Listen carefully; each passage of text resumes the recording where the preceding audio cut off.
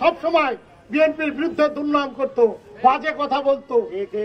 শেখ হাসিনা যে সমস্ত বাজে কথা বলেছে, তাদের যদি উত্তরসূরি হিসাবে কাজ করতে চান বাংলাদেশে, আপনাদেরকে প্রতিহত করা হবে, আপনাদেরকে ধ্বংস করা হবে। আপনারা ভুলে যান না, বাংলার মানুষ শহীদ প্রেসিডেন্ট জিয়াউর রহমানের যে সময় কালুরঘাট থেকে স্বাধীনতা ঘোষণা করেছিল, সারা বাংলাদেশ সে সময় সাড়া দিয়েছিল। কোথায় ছিল সেই শেখ মুজিব, কোথায় ছিল সেই তুফাইল, কোথায় ছিল সেই তাজউদ্দিন? এরা ছিল ভারতের বড় বড় স্টার হোটেলে ছিল, জীবন বাজি রেখে আমাদের নেতা জনাব শহীদ প্রেসিডেন্ট জিয়াউর রহমান নিজের সন্তান স্ত্রী পুত্রদের মানে কোনো ভয় না করে সে স্বাধীনতা ঘোষণা করেছিল বাংলাদেশের জন্য।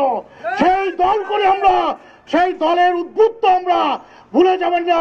এই দল আজকের নয়, এই দল ধ্বংস করার জন্য এরশাদ উঠে পড়ে লেগেছিল, পারে নাই। শেখ হাসিনা 17 বছর উঠে পড়ে লেগেছিল, পারে নাই। আরে তোমরা তো ভুইফোর দল, তোমাদের তো অস্তিত্ববিহীন, তোমাদের পিছনে মাটি নাই, মাথায় মাটি নাই। তোমরা কার সম্পর্কে কথা বলো?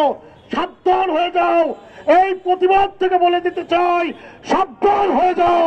এরপরে যদি কোনো বাজে কথা বলতে চাও, তোমাদের দাঁত ভাঙা জবাব দেবে। এই রাজবাড়ি থেকেই আমরা দাঁত ভাঙা জবাব দেবো।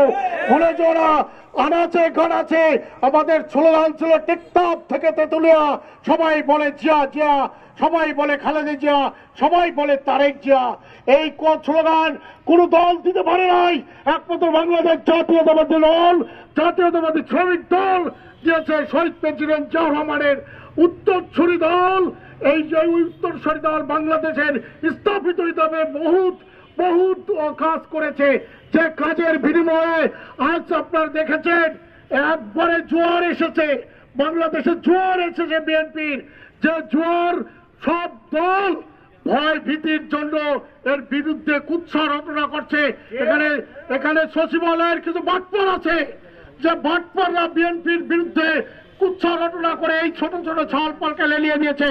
আপনারা সাবধান হয়ে যান, সাবধান হয়ে যান। আবার বলে দিতে চাই, বিএনপি সম্পর্কে কোন বাজে কথা বলার চেষ্টা করলে আপনাদের টুটি টিপে ধরা হবে, টুটি টিপে ধরা হবে, টুটি টিপে ধরা হবে। এরপর আপনারা এই বলে আমি আমার সংক্ষিপ্ত বক্তব্য শেষ করছি।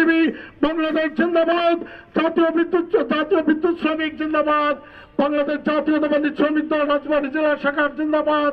শহীদ জিয়া মরক, তারেক জিয়া এগিয়ে চলো, খালেদা জিয়া সুস্থতা কামনা করে আমি আমার বক্তব্য শেষ করছি।